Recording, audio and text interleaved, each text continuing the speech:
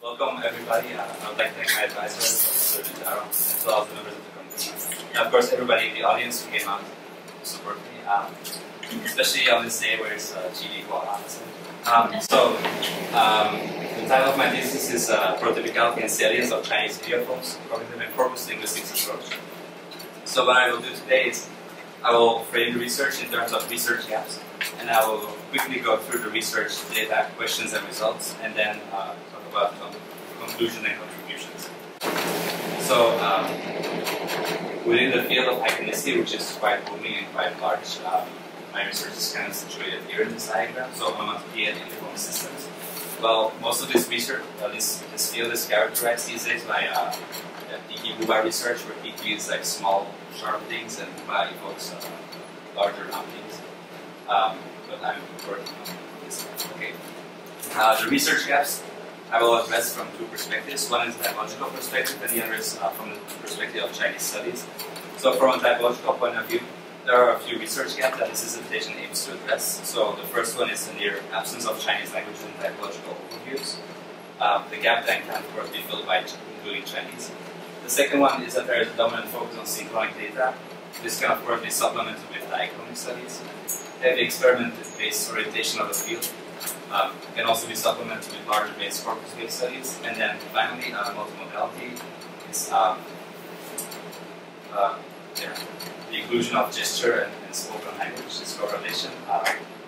But I will also look at orthography, so I will go over these in a little bit more detail right now. So the first one, Chinese languages are hardly mentioned in typological overviews, even though there are some studies that look at the sound symbolism of Chinese, or Ideophones and phonetics, onomatopoeia. So we know it's there, it just doesn't reach the typology literature that much. The diachronic complement to synchronic data is also important. So while most research looks at spoken surveys, gesture research, multimodality, and literary works, we do know there are some diachronic studies, and this study also tries to take it as a model. So the third one is corpus-based rather than experimental.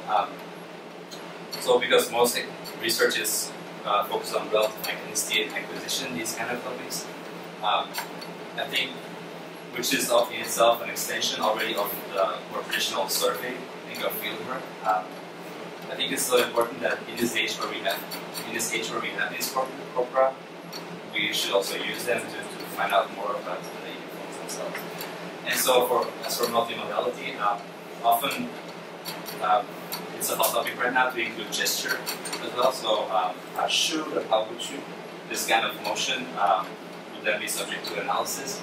But I think Chinese as well as Japanese or Egyptian for that matter have the potential to also investigate orthography, so deliveries and iconicity. So that's also part of one of the chapters that I use in my dissertation. Okay, from the Chinese perspective then, the notion of Ideophones is still largely absent. What we do find is research that looks at more structural items like binomes, so structure and but also reduplication literature. And then we also find this whole group of studies that looks at onomatopoeia, so sound predictions. Here are some examples. We all have a yo-yo, I think. Yi-xia is the sound that the machine makes. Mang would be a full replication in an ADB construction, which depicts the fogginess, where you can't really see the minus as you look. Okay. And Paikwai is then a kind of is a binomial, a rhyming one, which depicts the freely movement like this. So by bringing these three studies together, we can find a parallel to this typological notion of idiophone in Chinese as well, as also previous literature has shown. So, but there is another problem, which is the problem of terminology. So if you place it along this hierarchy of sensory imagery, you have the sound here, movement, depiction of visual patterns, other sensory perceptions such as temperature or maybe smell, taste. Inner feelings and cognitive states. In the Western conceptions these days, we would say that Ideophones covers all of them. It's an umbrella term. With synonyms being mimetics or expressives, while onomatopoeia are depictions of sound, which we all know. Sometimes ideophones is used to express non-sound. But in my dissertation, I also adopted a typological notion of ideophones, and then I do record a special place for onomatopoeia because it has that history as well. But I like to phrase them in terms of sound depicting ideophones. Of course, the Western linguistic tradition isn't the only one. There's also Japanese, for instance, because typologically it's well known that they also have a lot of these kind of words like pika pika. So what they also have is a cover term called onomatopoeia on top here. But they also have a tripartite system between phonomines, phenomines, and psychomines. And sometimes they even differentiate between animate sound and inanimate sound. Now Chinese has looked at Japanese and then copied some of that literature from the terminology as well. So we have 拟声词, 拟态词, 拟经词, but we can also find 拟声词 versus 拟态词, which covers everything. And even a cover term like on the highest level then, for instance, 相似词, 拟声词, 转化词, and a recent one, 拟回词, which I think is better because it collects the 拟声but also 回经 for this group into one term. But it's not popular. So in the translation of my title, I used 拟声词 and 拟态词 because these ones are still the most popular ones. Even though I think it's good to have this broad term. Okay. So based on previous literature, we can see that there is something of this category, even though terminology isn't quite there yet. But so in other words, Chinese has this iconic lexicon, this mimetic lexicon, this ideophonic lexicon, as opposed to the prosaic lexicon. A natural question then would be, what is the scope of the ideophonic lexicon in Chinese and how is it structured, which is the first research question. So first we need to find data for that. So what I did was I looked at some specialized dictionaries, and I also took a few previous studies and then combined them together in the Chinese idiophone database, Ideophones, creatively called. So it collects information on idiophone types, and it's an open source framework, meaning that it can also be added, like things can be added to it in the future. Data on other languages, for instance, or more studies. And then this is deployed as an RDS or CSV, Excel, and also an app version, so it's accessible for a lot of people for future research as well. So I think this is the first contribution of my thesis. Historian and Open Science Framework Repository. That's one part. The other part is corpus. So the corpora that I use are the script Sinica corpus, HANG, which is a diachronic corpus, and then the Academia Sinica balanced corpus of modern Chinese, which was institutionally available here. And because there was no real diachronic corpus of Chinese ideophones, I decided to crawl data from items from Chiliot in the script Sinica corpus to make this data set, which I used in chapter 6. So these resources form the backbone of this dissertation, and then using 4 different methods, we can address the research question. Staying with that first question of scope and structure, once again looking at typology, the most well-accepted definition for ideophones these days is that they are marked words that depict sensory imagery and belong to an open lexical class. So we have 2 criteria that are a bit more formal, and these ones are a bit more on the semantic side, and then the meta-criteria. So marked meaning, it's kind of vague, so it can mean many things in different languages, of course, but it can mean, for instance, multiplication patterns, or it can also mean intonational patterns, like 一下 when your voice goes up a little bit, or 收 or 跑过去. There are words in the sense that there are mappings between form and meaning, so and they can be listed in the dictionary. They depict rather than describe, so a word like haikwai, it depicts this kind of feeling, this movement, while the definition would be something wrong that really captures that. It's a little bit hard to write. And sensory imagery is that hierarchy that I showed, so we have sound, we have movement, we have visual patterns, we have feelings, okay? And they are open lexical, they belong to an open lexical class, meaning that phonemes, like the well-known English phoneme GL for listen, glimmer, that is a closed class, so those ones are not considered real ideophones cross-linguistically. So cross-linguistically, we can say that canonical idiophone is captured by these 5 criteria. But it's also good because it allows us, in the language particular level, then to preclude a number of items from our data. For instance, referential implications like every day, or local, Fuyo, which can be reconstructed into the Chinese, is also not really meaningful. Adjectives kind of have the right semantics because they depict some kind of sensory imagery, but they're not really structurally marked, so they're also not included. Repetitions like also not really. Idiomatic expressions like mama and lai, of course, also not really. So we can say that there are some items that fall outside the scope of this category. But even then, it's kind of hard to say where the boundary is, and that is because Ideophones are also argued to be a prototypically structured category, better than a category based on necessary and sufficient conditions. So, if this diagram represents the Idiophonic lexicon on a breakpoint, there is no one necessary or sufficient definition that captures all of them. They also cluster in family resemblances, meaning that things surrounding A look a bit more alike.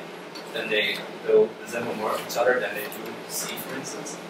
There are differences of typicality and membership in salience, meaning that there is usually a core. And typologically speaking, that people will usually place a score for that sound Ideophones or onomatopoeia. That's why their research exists, right? And there is also fuzziness at the edge, membership uncertainty. So of these ones, we're kind of sure that they are idiophonic, mimetic. But the farther we go, it's kind of hard to say where the boundary is. Although the previous items that I just mentioned, like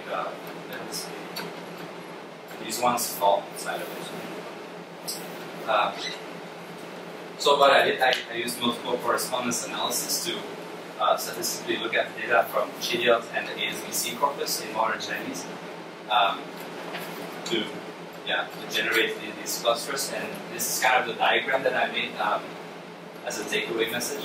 So what we can see is that there are two clusters. One is the sound cluster and one is the non-sound cluster. So this one correlates with spoken data in that corpus, this one with written data. Given our data sources, it's not very surprising also because the ASVC corpus is mostly written. As in constructions, a single syllable like yi, xia, or shu would be something here, but we also find full reduplication, space. Like the mang example.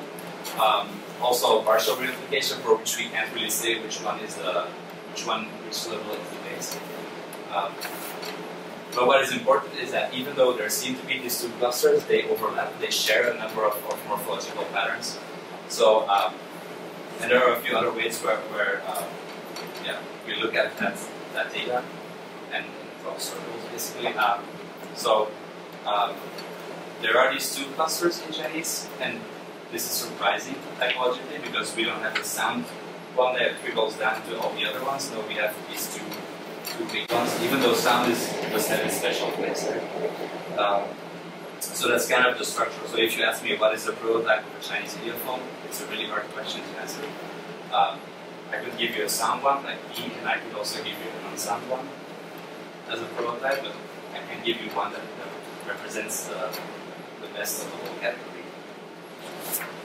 So that's the first question. As we all know, there are three other questions. So how did the prototypical variation of idiophons change over time? How did other instances of variational salience evolve over time? And how do idiophons interact with the constructions they appear in? So what I will do now is rephrase them in terms of themes, and we can see how they relate to one another. So the first one, asking about the scope and the structure, is actually a question on the macro level of the category. It's based on synchronic data. It introduces this notion of prototypicality, and it uses multiple correspondence analysis. In the second question, the prototypical variation of idiophons changing over time, we are going all the way to a micro level, so a case study based on light idiophons. That means idiophons that depict lights, like the teasing part. Looking at diachronic data, using diachronic prototype semantics, and keeping with that notion of prototypicality.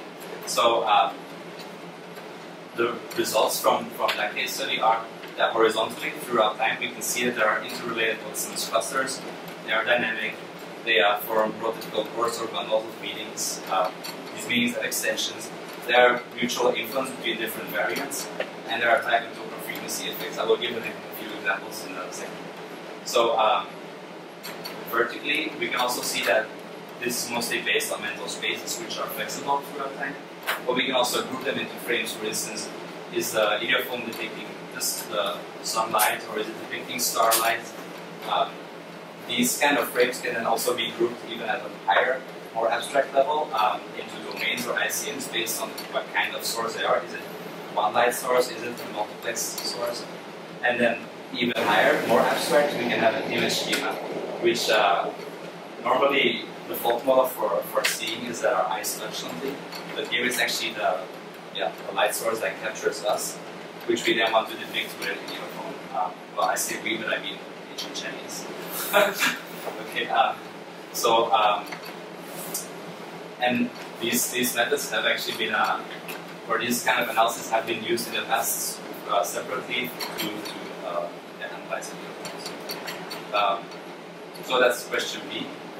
Question C then is actually looking at the same kind of case study, opening up the sample a little bit using more computational method, distributional relational semantics. And in rephrasing prototypicality in terms of salience. So what that means is, if before we're looking at prototypicality, prototypicality is actually a kind of semi-syllogical salience, meaning we are looking from label to meaning. So if you have one idiophone kwekwe, which has three formal variants, the fire kwekwe, the light kwekwe, and the sun kwekwe.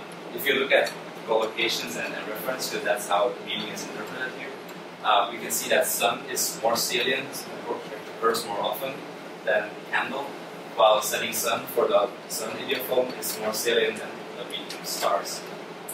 So now we're looking from label to meaning. But there are, of course, other kinds of salience. Using computational method, it's very easy to flip that around. So asking the onomasiological question. So given a referent like stars, which idiophone, which light idiophone will occur most likely, will be used most likely, so it's more onomasiological salient. And that would be Kwang Kwang. Next would be Jiao Jiao. And in the top, I don't think I had Hui Hui, but we know it exists, so that's why I related it like this. So that's that direction. Okay, and then the last one is structural, so we can also ask questions like, given the domain of light idiophones, which kind of frames are most often depicted or most salient. So sun is a more salient reference than stars, than candles. So I think these methods have a huge potential to look at variational salience. And they can also cover, or can be applied to many different semantic fields. Well, not just idiophone, but they're a good example here.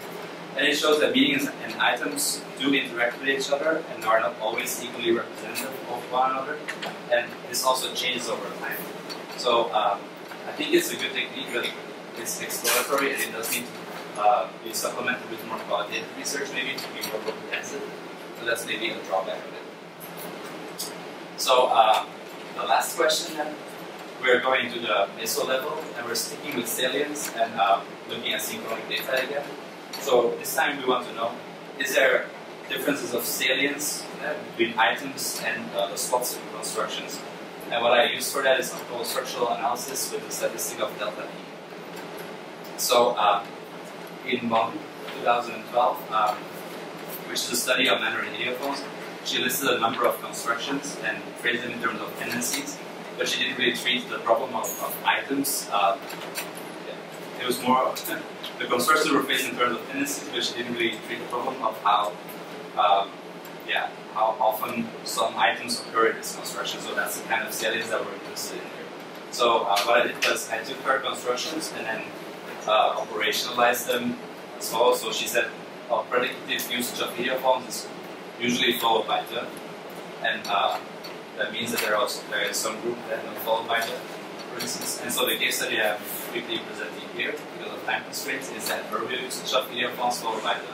For instance, 我深深地感谢天主 or 但我深深地以为 I do want to note that I don't think 深深 is the best example of the idiophonic lexicon, but it did occur in GDL data, in the ASVC data, and therefore is subject to analysis.